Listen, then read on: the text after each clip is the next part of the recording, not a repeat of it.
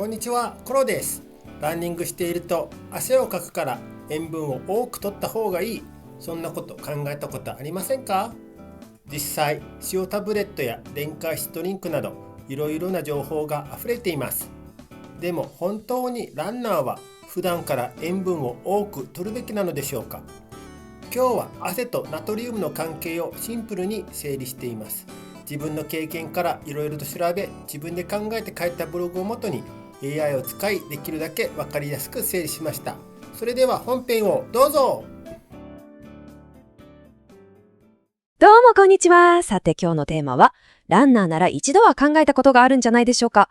たくさん汗をかくんだから、普段から塩分って多めに摂った方がいいのかなって思いますよね。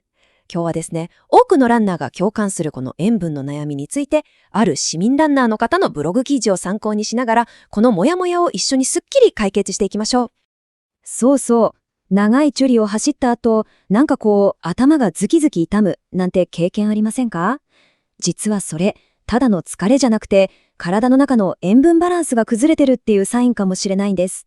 その原因と対策、今日こそはっきりさせちゃいましょう。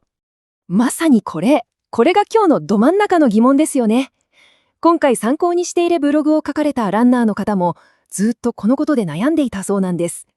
この誰もが抱くシンプルな疑問に今日バシッと答えを出していきますよ。では早速、確信からいきましょう。もし今日一つだけ覚えて帰るとしたら、もうこのスライドの内容です。答えは何かというと、普段の食事と運動する時の栄養補給はもう全くの別物として考えるということ。この視点を持つだけで塩分に関する悩みの、ほとんどが解決しちゃいます。さあ、ここでよくある誤解をはっきりさせておきましょう。左側のランナーは普段から塩分を多めに摂るべきだっていう考え。これ結構聞きますよね。でも実は右側の普段の食事では追加の塩分は全然いらないっていうのが正解なんです。なんでって思いますよね。それは僕たちのほとんどが知らず知らずのうちにもう十分すぎるくらいの塩分を摂っているからなんですよ。でも毎日あんなに汗かいてるのに本当に大丈夫って思いますよね。ご安心ください。なぜ普段の食事だけで十分なのか、そのちょっと驚きの理由を具体的な数字と一緒に見ていきましょう。はい、こちらを見てください。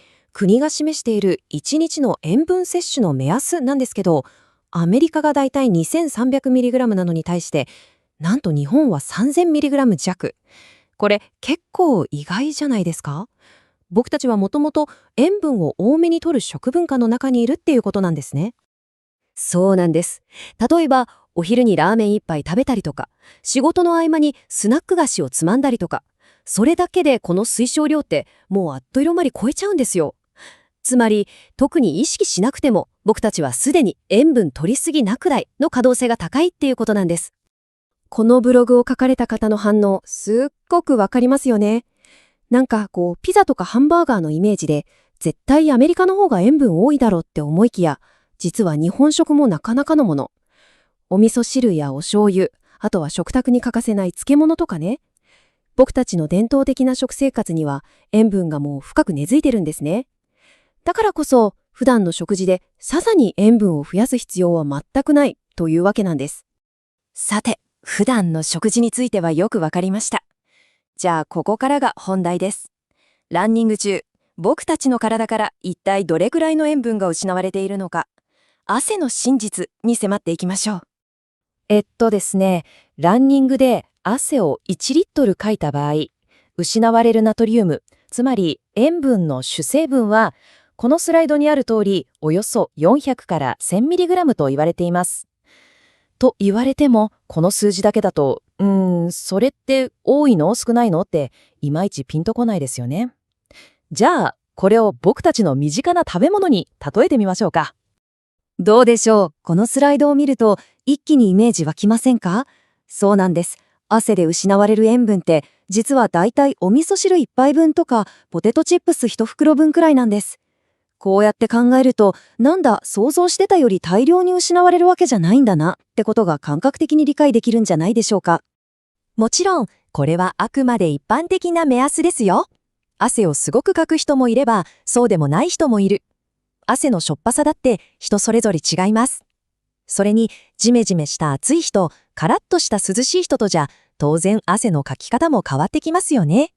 この個人差っていうのが、実はめちゃくちゃ重要なポイントなんです。さあ、ここからが一番知りたいところですよね。理論は分かったと。じゃあ具体的にいつ何をどれくらい補給すればいいのっていう話。明日からすぐに使える塩分補給の黄金ルールを解説します。このスライド、もうあなたのランニングの新しいお守りになりますよ。ルールはね、驚くほどシンプルなんです。まず、60分以内の軽いランだったら追加の塩分はいりません。走り終わった後の食事で十分。で次、90分を超えてくるとちょっと話が変わってきます。体の中に溜めてた分だけじゃ足りなくなってくるんで補給を考え始めましょう。そして最後、真夏の長距離走とかレース本番みたいな特別な状況。こういう時は計画的に補給することが絶対不可欠です。ね、この3つのステップさえ覚えておけばもう塩分補給で迷うことはありません。そしてここで一つだけ絶対に覚えておいてほしい注意点があります。それは長い時間走るときに水だけをガブガブ飲むのは絶対にやめてください。汗で塩分がどんどん失われているのに水だけを大量に飲むと体の中の塩分濃度が極端に薄まっちゃうんです。これ低ナトリウム結晶っていうものすごく危険な状態でひどい場合は意識を失うことだってあるんです。水分補給と塩分補給は必ずセットで考える。これが鉄則です。ここまでルールについて話してきましたけど、最終的にはね、あなたの体が一番の先生です。体は塩分が足りない時も逆に多すぎる時もちゃんとサインを送ってくれてるんです。その声を聞き逃さないためのヒントをいくつかご紹介しますね。このスライドにあるような症状、身に覚えありませんか？特に長い距離を走った後の嫌な頭痛。あれは単なる疲れじゃなくて、ちょっと塩分が足りてないよっていう体からの SOS サインかもしれないんです。自分の体の小さな変化に気づいてあげることが快適なランニングへの第一歩ですよ。逆に塩分を取りすぎちゃった場合はこっちです。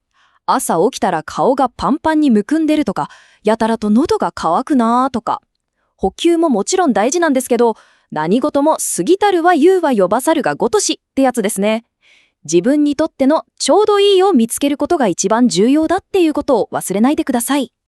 さて、今日の解説もいよいよフィナーレです。ここまでの内容を明日からのあなたのランニングにすぐに活かせる超シンプルな行動計画として最後にもう一度確認しておきましょう。結局のところ、今日覚えてほしい一番大事な原則はもうこのスライドの言葉につきます。普段の食事は何も変えない。塩分を特別に意識するのは90分以上走ってたくさん汗をかくときだけ。たったこれだけです。どうです？すごくシンプルですよね。最後はこの記事を書かれた方の言葉で締めくくりたいと思います。ランニングはシンプルなスポーツですが、こういう細かい知識がパフォーマンスや体調に影響します。いや、本当にその通りだと思います。